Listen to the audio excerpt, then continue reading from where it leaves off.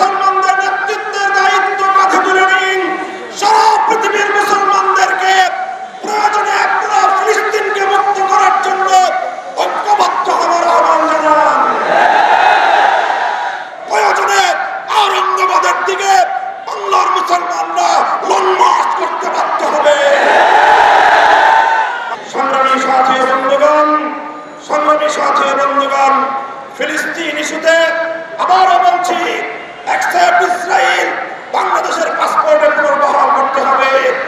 শহীদ আওরঙ্গজেব আলমগীর রহমতুল্লাহ আলাইহির সমাধিতে কোন ধরনের হস্তক্ষেপ বিশ্ব মুসলমান, বাংলার মুসলমান বরদাস্ত করবে না। প্রয়োজনে বাবরি মসজিদ শাহাদাতের পরে সেভাবে যেভাবে শাইখুল হাদিসের ডাকে লং মার্চ হয়েছিল, প্রয়োজনে আওরঙ্গাবাদের দিকে বাংলার মুসলমানরা লং মার্চ করতে বাধ্য হবে। আমরা এই বাংলাদেশের রাজধানী ঢাকায় দাঁড়িয়ে এখান থেকে বিশ্ব মুসলমানদের সঙ্গে সংহতি প্রকাশ করে হেফাজতে ইসলামের পক্ষ থেকে আন্তর্জাতিক শক্তিগুলোর প্রতি বিশ্ব সম্প্রদায়ের প্রতি উদাত্ত আহ্বান জানাই। বিশেষ করে জাতিসংঘকে আমরা স্পষ্ট বার্তা দিতে চাই, আপনারা যদি এভাবে ফিলিস্তিনে নিরপরাধ নারী, শিশু, আবার বৃদ্ধ বনিতাদের হত্যাকাণ্ড এবং রক্ত প্রবাহ বন্ধ করতে না পারেন, এই যুদ্ধের দাবানল সারা পৃথিবীতে ছড়িয়ে পড়তে পারে। এর জন্য সম্পূর্ণ দায় জাতিসংঘকে বহন করতে হবে।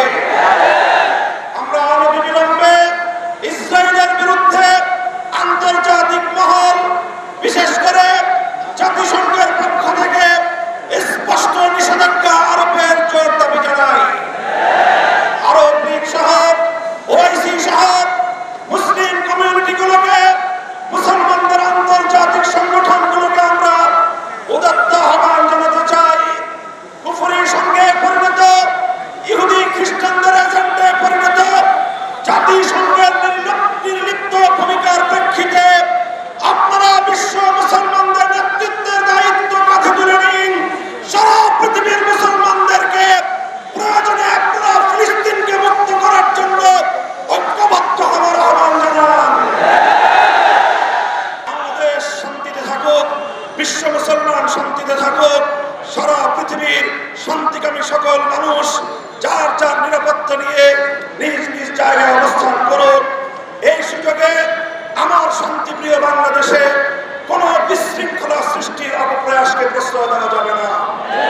হেফাজতে ইসলাম বাংলাদেশ প্রতিটি ক্রান্তিকালে যেভাবে ঐতিহাসিক ভূমিকা পালন করেছে, আজও যদি কেউ বাংলাদেশকে অস্থিতিশীল করবার চেষ্টা করে, বাংলাদেশকে অস্থিতিশীল করবার যে কোনো প্রচেষ্টার বিরুদ্ধে হেফাজতে ইসলাম রণহুঙ্কারে মাঠে নেমে আসবে ইনশাআল্লাহ।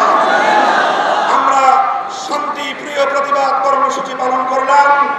আমাদের সভাপতি সাহেব যে ঘোষণা দিয়েছেন, হেফাজতের এই আজকের প্রতিবাদ কর্মসূচিতে অংশগ্রহণকারী সকল তাওহীদি জনতাকে আমি উদাত্ত আহ্বান জানাচ্ছি। আজকের কর্মসূচি আমাদের এখানেই সমাপ্ত ঘোষণা হবে। আপনারা কোন প্রকার এর পরবর্তীতে কোন কর্মসূচিকে দীর্ঘায়িত করবার চেষ্টা করবেন না।